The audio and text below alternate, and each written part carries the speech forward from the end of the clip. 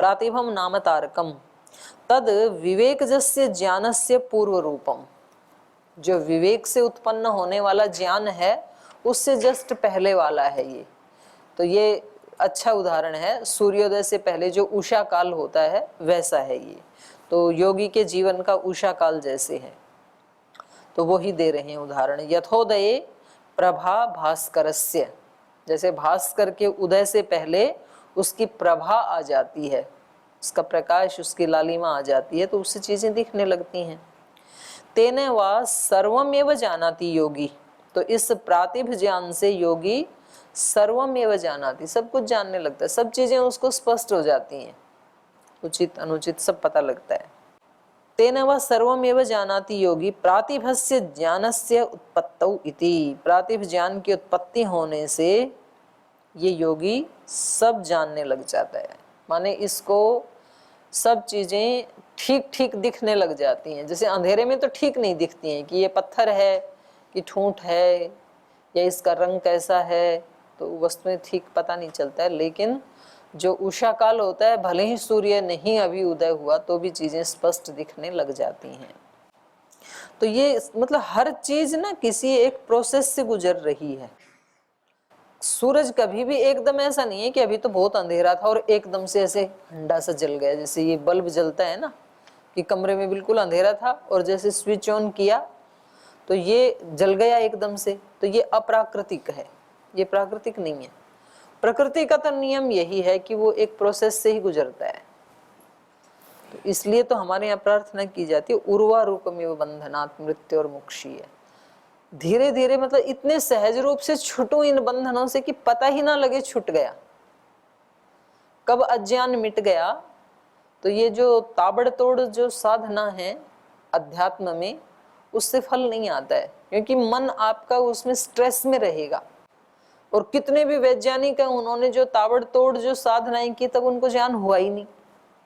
और वो जब आराम से रिलैक्स होकर अपने टब में स्नान कर रहे थे तब बोले मिरेकल हो गया, पता लग गया उनको।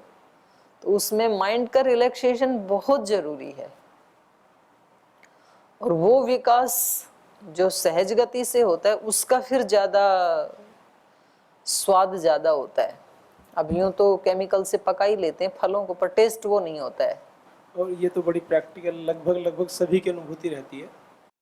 एग्जाम टाइम में कोई क्वेश्चन है उसका आंसर लिखते हैं तो उस समय बहुत स्ट्रेस होता है कि लिख भी रहे हैं, याद नहीं है, टाइम पीरियड भी है कि भाई इतने समय में करना है।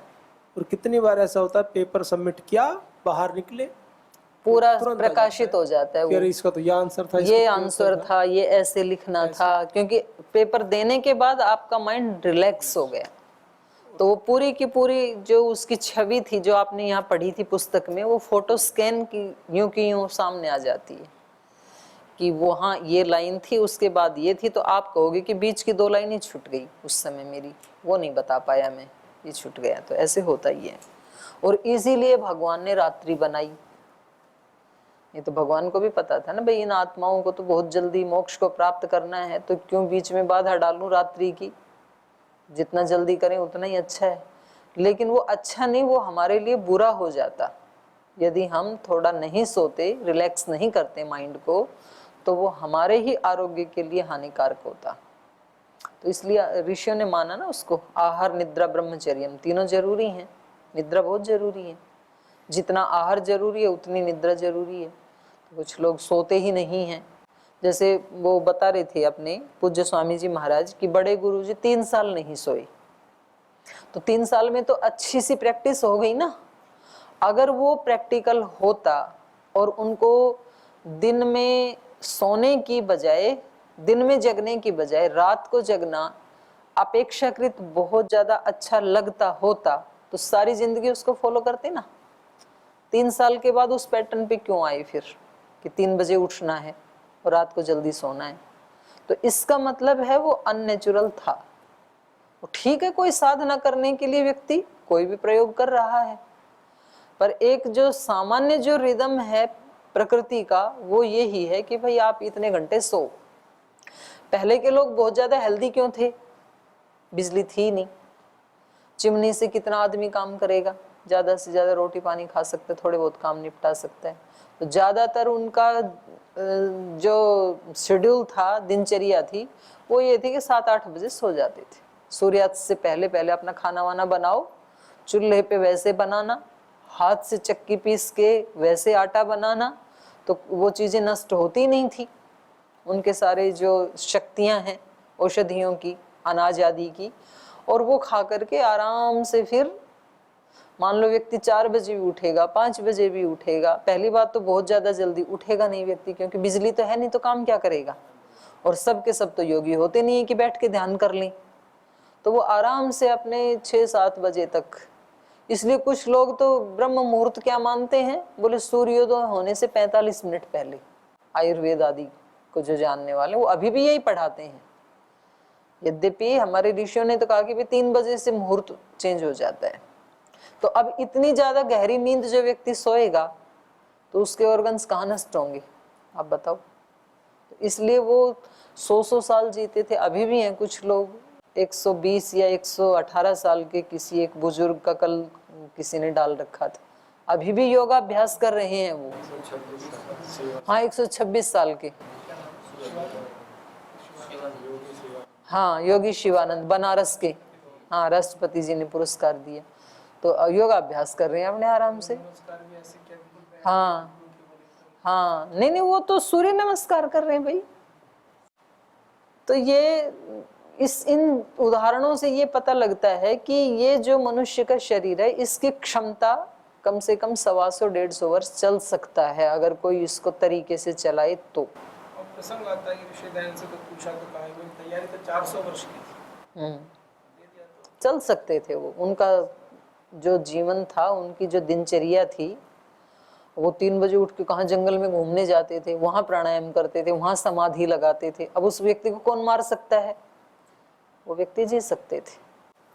तो उस दृष्टि से तो देखें तो फिर तो आप वाली बात ठीक है, लेकिन वो सब वो ही होना चाहिए। फिर अपना बिना केमिकल्स आदि के प्रोडक्ट होने चाहिए, आहार, सब्जियां, सब दूध आदि, और फिर ऐसा रिलैक्स जीवन, महत्वाकांक्षाओं से रहित। सबसे ज्यादा तो ये चीजें उम्र को घटाती हैं ना, कौन आगे चला गया, किसको क्या मिल गया, वो मुझे क्या पाना है, ये सारी जो महत्वाकांक्षाएं, कामनाएं हैं, ये व्यक्ति का जीवन ज्यादा छोटा करती हैं। मतलब ये भी इसलिए है कि बिना दवाइयों के केवल संकल्प शक्ति से इतने लाभ हो रहे हैं व्यक्तियों को कि 10-10, 20-20 साल, 15-15 साल से, और जो परेशान है बिल्कुल बुरी तरह से। एक तो होता है जो दवाई की यहाँ पूरा मेडिकेशन लिया फिर लाभ हो रहे हैं, कुछ कहते आते ही मतलब एक गुरु तत्व, निष्ठा तत्व, संकल्प शक्ति अपनी, और उससे एक वातावरण का प्रभाव, और इतनी एनर्जी डेवलप हो जाती है हमारे शरीर में सारा। तो ये तो इससे ये पता लगता है कि शक्ति ज्यादा विचार से घटती है, न कि सेवा करने से या कार्य करने से। विचार, जब विचार से बढ़ रही है इंस्टेंट, तो घट भी तो रही है ना, फिर अर्थापत्ति से ये भी तो निकलेगा ना। उल्टे विचार से नष्ट भी हो रहा है। हाँ, उतनी ही तेजी से, जितनी तेजी से इसने रिकवर कर लिया यहाँ आते ही, तो इतनी ही तेजी से ह्रास भी तो हुआ होगा किसी दिन गलत विचार से। वो हम माप नहीं पाए कि आज ये गलत सोचने से मेरी कितनी हानि हुई होगी। गलत विचार से हानि ज्यादा होती है। कोई मकान बनाने में समय लगता है, 9 सेकंड में टूट जाते हैं बड़ी हाँ, तो यही बात है। ये ज्ञान इन्होंने जान लिया था, ऋषियों ने। तो कह रहे हैं तेन व सर्वमेव जानाति योगी प्रातिभस्य ज्ञानस्य उत्पत्तौ इति। फिर अगला है हृदय चित्त संवित। तो ऐसे ही जैसे पहले आया था ना, तो ये भी सिद्धि नहीं है। ये जो पहले वाली थी ना, मूर्ध ज्योति सिद्ध दर्शनम, ये तो सिद्धि है 16वीं। और इसमें कहा कि इसमें भी यदि उसको प्रातिभ ज्ञान हो जाता है, उसमें ज्योति में संयम करने से, मूर्धा की ज्योति में संयम करने से, तो तब तो उसको सब कुछ ही ज्ञात हो जाता है। तो उससे अगली स्थिति है ये, पर अलग सिद्धि नहीं है ये। हाँ, सिद्ध दर्शन का ही है ये। तो उसमें भाई केवल सिद्धों का दर्शन हो रहा था, पर उसी ब्रह्मरंध्र की ज्योति में संयम करने से यदि प्रातिभ ज्ञान उत्पन्न हो गया, तो फिर आपको केवल सिद्ध दर्शन ही नहीं, सबका दर्शन हो जाएगा। फिर सब वस्तुओं का भी, सब व्यक्तियों का भी, सिद्धों के अतिरिक्त मनुष्यों का भी। तो ये सिद्धि नहीं है, बल्कि उसी का ही विस्तार है ये। अगली सिद्धि है फिर हृदय चित्त संवित। क्योंकि यहाँ पर 33 नंबर सूत्र में कहीं संयम नहीं किया जा रहा ना, तो इसलिए पहले वाले जो संयम किया था मूर्ध ज्योति में, उसी का ये विस्तार है। तो हाँ, परिपक्व अवस्था है, उसकी विस्तृत अवस्था है। हृदय में संयम करने से चित्त संवित, चित्त का साक्षात्कार होता है, चित्त की संविति होती है। यदिदम अस्मिन् ब्रह्मपुरे दहरम पुंडरीकम वेश्म तत्र विज्ञानम। जो ये हृदय प्रदेश में एक दहर सा है, छोटा सा आकाश है, गड्ढा सा है। पुंडरीकम वेश्म, पुंडरीक मतलब कमल, तो कमल के सदृश जो वेश्म है, जो घर है, कमल जैसा जो घर है, तत्र विज्ञानम, वहां ये ज्ञान विज्ञान सारा हमारा एकत्रित होता है। चित्त में ही तो एकत्रित होता है ना। क्योंकि यहाँ पर ये प्रश्न उठ सकता है कि भाई संयम किया हृदय में, तो हृदय की संविति होनी चाहिए ना, चित्त की संविति क्यों होती है? तो क्योंकि हृदय का जो शेप है पुंडरीक जैसा, वो जो वेश्म है, वो घर है, हृदय रूपी घर, उसी में चित्त रहता है और उस चित्त में सारा ज्ञान विज्ञान है, उसी में संस्कार है। तो इसलिए उसका साक्षात्कार होता है हृदय में संयम करने से। तो वही कह रहे हैं तस्मिन् संयमात् चित्त संवित, उस हृदय में संयम करने से चित्त का साक्षात्कार हो जाता है। अब चित्त का साक्षात्कार होना, देखो कितनी प्रसन्नता होती होगी। मैं तो कल्पना करती हूँ उस योगी को, जिस दिन उसको चित्त का साक्षात्कार हुआ होगा, तो कितनी प्रसन्नता हुई होगी कि मतलब सब बिल्कुल ऐसे स्पष्ट दिख गया कि ये मेरे संस्कार हैं, इनको हटाना है, ये इसकी बनावट है, इतने वर्षों तक ये चलने, जन्मों तक चलने वाला है, इतना पहले मिला था, ये इसका फंक्शन है, सब तो पता लगा होगा ना उसको। तो कितनी बड़ी उनको खुशी हुई होगी उस दिन। सब कुछ बिल्कुल नहीं, व्यक्ति को तो ये कुछ लगेगा ही नहीं ना। इतनी बड़ी चीज जब जिसको मिल रही है, उसके लिए क्या है ये। अब हम देखते ही है ना लोक में भी, तो जो हमें जब श्रेष्ठ चीज मिलती है तो उससे छोटी मोटी चीज को व्यक्ति, उसका मन चलेगा ही नहीं उसमें, जिसको बड़ी चीज मिल रही है। सत्व पुरुषयो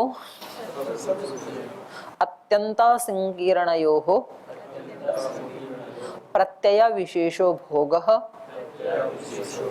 परार्थत्वात् स्वार्थ संयमात् पुरुष ज्ञानम। अब ये अगली सिद्धि बता रहे हैं। सत्व पुरुषयोः अत्यंत संकीर्णयोः, सत्व और पुरुष जो अत्यंत असंकीर्ण है, माने अत्यंत विलग हैं, बिल्कुल थोड़ा बहुत भी कोई मेल नहीं है उनमें, एक बिल्कुल जड़ है, एक चेतन है। तो सत्व मतलब बुद्धि तत्व और पुरुष मतलब आत्म तत्व। तो ये क्या है? दोनों अत्यंत असंकीर्णयोः, जो बिल्कुल ही विलग हैं, जुदा हैं। प्रत्यया विशेषो भोगः, उन दोनों में अविशेष प्रत्यय होना, माने दोनों में अभेद का ज्ञान होना, ये ही तो भोग है। क्यों? परार्थत्वात्, क्योंकि बुद्धि तत्व क्या है? परार्थ, वो तो दूसरे के लिए है ना। और उसी को यदि मैं मान लिया, हमने बुद्धि तत्व को ही अपने अस्तित्व से अभेद मान लिया, जैसे कि हमने मान ही रखा है, तो ये तो है भोग की स्थिति। और स्वार्थ संयमात् पुरुष ज्ञानम, और यदि बुद्धि से अलग जो अपना स्व अर्थ है, अपना खुद की जो सत्ता है आत्मा की, उसमें यदि संयम किया तो फिर आत्मा का साक्षात्कार होता है। बहुत महत्वपूर्ण सिद्धि है ये। और सिद्धियों की दृष्टि से मतलब समाधि की क्या स्थिति होती है, क्या अवस्था है, वो ये सूत्र बता रहा है। और समाधि में भी असंप्रज्ञात समाधि। तो चलिए पढ़ते हैं। बुद्धि सत्वम प्रख्याशीलम समान सत्वोपनिबंधने रजस्तमसी वशीकृत्य सत्व पुरुष अन्यता प्रत्ययेन परिणतम। बुद्धि सत्वम प्रख्याशीलम, जो बुद्धि सत्व है वो क्या है? ज्ञानशील वाला है, ज्ञान के स्वभाव वाला, उसका काम है ज्ञान करना, कराना। समान सत्वोपनिबंधने, तो समान रूप से सत्व के साथ एक दूसरे के साथ वो बंधे हुए हैं। समान सत्वोपनिबंधने रजस तमसी वशीकृत्य, क्योंकि इसका अपना स्वरूप है ना, वो सत्व प्रधान है। जैसे है तो त्रिगुणात्मक ही, लेकिन त्रिगुणात्मक में भी प्रधानता किसकी है?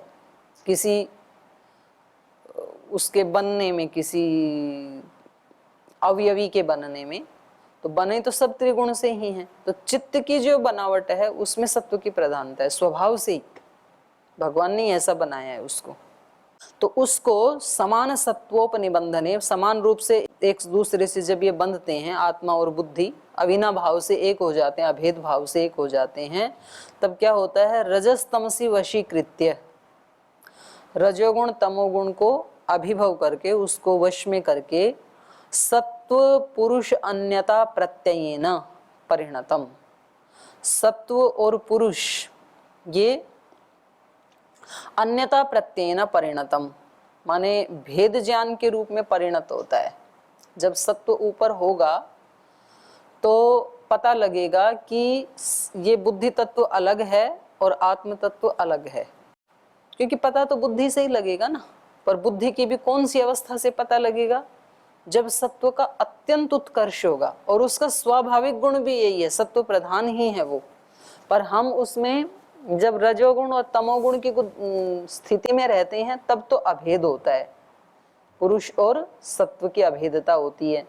पर उससे बंद करके जब हम रजोगुण और तमोगुण का अभिभव कर देते हैं तो फिर हमें पुरुष और सत्व की अन्यता ख्याति होती है।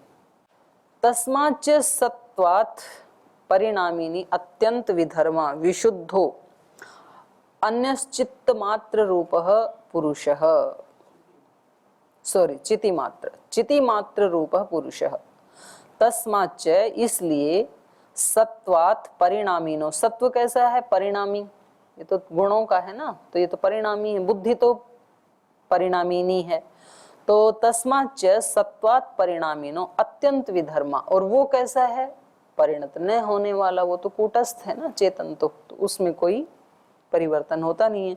तो बोले ये जो बुद्धि सत्व है जो कि परिणामी है और उससे ये बिल्कुल ही भिन्न है, अत्यंत विधर्मा, विशुद्ध, ये बिल्कुल विशुद्ध है, और अन्यश्चिति मात्र रूपः, उससे बिल्कुल अन्य है ये परिणामी से, और ये चिति मात्र रूप वाला है, चेतन मात्र वाला, ये पुरुष का है।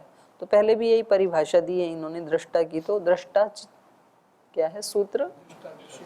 दृष्टा दृशि मात्र शुद्धोपि प्रत्ययानुपश्य तयो अत्यंता संकीर्णयो हो। तो ये दोनों जो अत्यंत ही अलग हैं, असंकीर्ण हैं, भिन्न हैं, उनमें प्रत्यय विशेषो, अविशेष प्रत्यय, माने इन दोनों का समान ज्ञान होना, एकाकार रूप में इनका आभासित होना, ये तो भोगः, पुरुषस्य भोग, ये पुरुष का भोग है। दर्शित विषयत्वात्, क्योंकि पुरुष क्या है? दर्शित विषय वाला, जो अभी हमने सूत्र बोला ना, दृष्टा दृशि मात्र शुद्धोपि प्रत्ययानुपश्य। पुरुष क्या है? जैसा बुद्धि सत्व दिखाता है वो उसको वैसा ही मानता है, वही उसका भोग है। उससे अलग हो जाए वो योग है, और बुद्धि के उसका अनुसरण और अनुकरण करता है ज्ञान का दिखाए हुए का, वही भोग है। तो वही कहा दर्शित विषयत्वात्, क्योंकि जो बुद्धि दर्शाती है उसको ये देखता है, तो ये उसका भोग है। सभोग प्रत्यय सत्वस्य परार्थत्वात् दृश्यः। तो ये जो इसका भोग ज्ञान है, भोग रूपी जो ज्ञान है, ये क्या है? सत्वस्य परार्थत्वात्। ये इसलिए है क्योंकि सत्व हमेशा परार्थ होता है। परार्थ मतलब पुरुष के लिए, पुरुष के प्रयोजन के लिए। बुद्धि का प्रयोजन अपना तो कुछ है नहीं अलग से, तो उसका एक ही काम है कि चीजों का ज्ञान करके और पुरुष को वो संप्रेषित करना, उसको दिखाना। सत्वस्य परार्थत्वात् दृश्य, इसलिए बुद्धि तत्व इस आत्म तत्व का दृश्य है। ठीक है। यस्तु तस्माद् विशिष्टः, लेकिन जो इस ज्ञान से, जो बुद्धि ने दिखाया था, उस भोग रूपी ज्ञान से जो विशिष्ट है, जो भिन्न है, यस्तु तस्माद् विशिष्टः चिति मात्र रूपो अन्यः, जो चेतन मात्र का जो ज्ञान है, अन्यः माने इस ज्ञान से भिन्न जो है वो है पौरुषेय प्रत्ययः, वो पुरुष से संबंधित ज्ञान है। आप इसको बहुत बारीकी से समझना भाई। आत्मा का ज्ञान भी कौन करवाएगा? बुद्धि ही करवाएगी। लेकिन बुद्धि कौन सी वाली बुद्धि करवाएगी? रितम भरा प्रज्ञा बुद्धि, उसमें घालमेल नहीं होगा। और संसार का ज्ञान भी बुद्धि ही करवाएगी। जब संसार का ज्ञान बुद्धि करवाएगी तो बुद्धि उसमें उसका दृश्य बन जाएगी, क्योंकि वो दर्शित विषय है आत्मा। तो भोग भी बुद्धि ही उपलब्ध करवा रही है और अपवर्ग भी। अपवर्ग मतलब पुरुष का ज्ञान। और पुरुष का कौन सा ज्ञान? इससे अतिरिक्त केवल पुरुष का ज्ञान, चिति मात्र। दो ज्ञान बताए ना इन्होंने। एक तो इनका है अभेद ज्ञान, जिसको भोग कहा इन्होंने, ये भी बुद्धि करवा रही है, सत्व बुद्धि करवा रही है, सत्व की उत्कृष्टता वाली। एक दूसरा ज्ञान हुआ कौन सा? चिति मात्र रूपो अन्यः प्रत्ययः, पौरुषेय प्रत्ययः। एक पुरुष से संबंधित ज्ञान है जो, और वो पुरुष कैसा है? चिति मात्र रूप वाला। ये भी बुद्धि ही बता रही है। तत्र संयमात्, उस ज्ञान में संयम करने से, तत्र संयमात् पुरुष विषया प्रज्ञा जायते।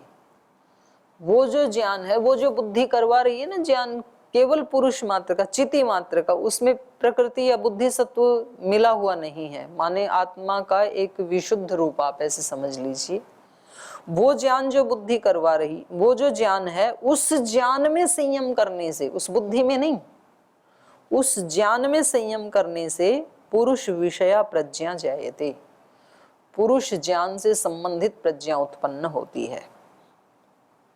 न च पुरुष प्रत्ययेन बुद्धि सत्वात्मना पुरुषो दृश्यते। न च पुरुष प्रत्ययेन माने पुरुष विषयक जो ज्ञान है उसके द्वारा बुद्धि सत्वात्मना पुरुषो न दृश्यते। बुद्धि सत्वात्मना मतलब जो नहीं, बुद्धि सत्वात्मना पुरुष है। बुद्धि और चेतन दोनों का मिला हुआ जो रूप था, ऐसा पुरुष नहीं दिखता है तब उसको। बुद्धि सत्वात्मना माने बुद्धि युक्त पुरुष। बुद्धि सत्वात्मना पुरुषो न दृश्यति। पुरुष प्रत्यय है, जब केवल पुरुष का ज्ञान हो जाएगा ना, विशुद्ध रूप का, कैवल्य का जब ज्ञान हो जाएगा बुद्धि से, तो फिर उसको ये पुरुष बुद्धि सत्वात्मना नहीं दिखेगा, तब उसको ये अलग दिखेगा, शुद्ध दिखेगा। पुरुष एव तम प्रत्ययम स्वात्मालंबनम पश्यति। बुद्धि को ही दिख रहा है। हाँ, पुरुष एव तम प्रत्ययम स्वात्मालंबनम पश्यति। ये पुरुष ही उस ज्ञान को स्वात्मालंबनम पश्यति, अपने में अवलंबित देखता है। देखने वाला तो चेतन होता है ना भाई, यंत्र तो बुद्धि है, पर बुद्धि भी तो चेतन से ही देखेगी ना। तो कह रहे हैं ये जो पुरुष एव तम प्रत्ययम स्वात्म अवलंबनम पश्यति, ये जो पुरुष है ये उस ज्ञान को अपने में अवलंबित देखता है। देखने वाला पुरुष ही है, माने ये समझ लो कि अपने में आश्रित देखता है, अपने से संबंधित देखता है कि ये मैं हूं, ऐसे। अब यहाँ पर प्रश्न ये है कि यदि बुद्धि उसको देख रही है तो बुद्धि का तो ये कैसा है? प्रत्ययानुपश्य, बुद्धि का तो दर्शित विषय जो बताया था, तो उसको तो हमने भोग कह दिया। और अभी हम अब बुद्धि दो तरह से देख रही है। एक अभेदात्मक ज्ञान है बुद्धि का, एक भेदात्मक है।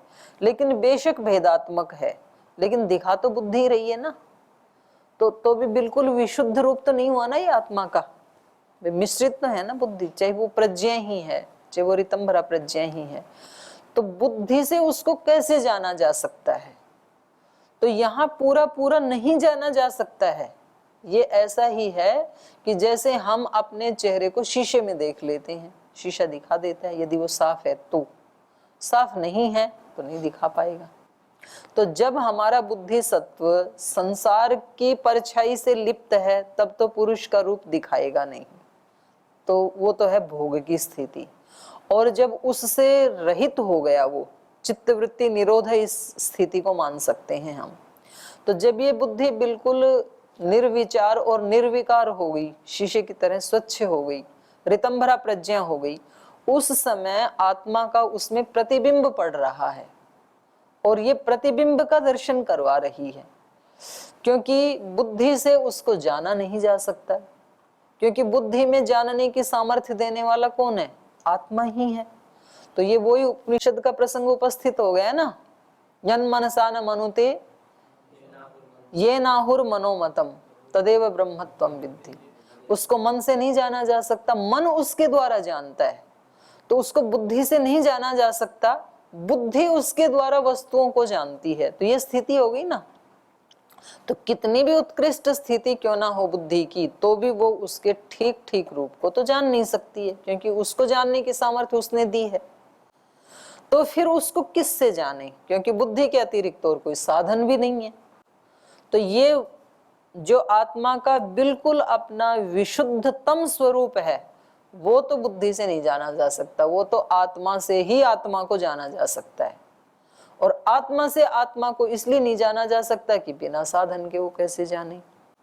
तो ये जो आत्म साक्षात्कार वाली जो स्थिति है ना, वो ये है, माने उस प्रतिबिंब को देखने से ही आत्मा को आत्मा का साक्षात्कार हो रहा है।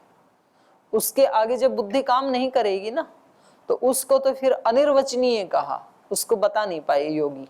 फील तो कर लिया आत्मा से आत्मा का, उसको बता नहीं पाए। लेकिन तो उसी पंक्ति को इन्होंने आगे कहा, तथा ही उक्तम। उसके बारे में अन्य उपनिषद आदि बृहदारण्यक उपनिषद में भी कहा, विज्ञातारम मरे केन विजानियात। बुद्धि से जो खुद जानने वाला है, जो जनाने वाला है बुद्धि को भी, उसको किससे जाने? बुद्धि तो उसका एक यंत्र है, तो और तो कोई यंत्र है नहीं बुद्धि के अलावा। तो वो खुद ही खुद को जानता है। ईश्वर को किससे जाने? ईश्वर ही ईश्वर को जानता है, वो बाकी तो उसका जो विशुद्ध रूप को कोई जान नहीं सकता है। हाँ, बुद्धि निर्मल होने पे परमात्मा का जो प्रतिबिंब दिखाई देते हैं ये सारी सृष्टि में, इसको देख करके व्यक्ति कहता है कि हाँ मैंने पहचान लिया उसको। जैसे कोई व्यक्ति ऑनलाइन जुड़ा है और वहां आप देख करके पहचान लें कि हाँ ये स्वामी जी ही हैं, मैंने पहचान लिया, पर वो स्वामी जी का प्रतिबिंब है, वहां पर स्वामी जी तो है नहीं। तो उतना ही ये बुद्धि दिखा सकती है। तो ये भी ऊंची स्थिति है, लेकिन अंतिम स्थिति नहीं है। तो ये है पुरुष साक्षात्कार की सिद्धि। तो आज समय हो गया, आज यहीं विराम लेते हैं, शेष कल पढ़ेंगे।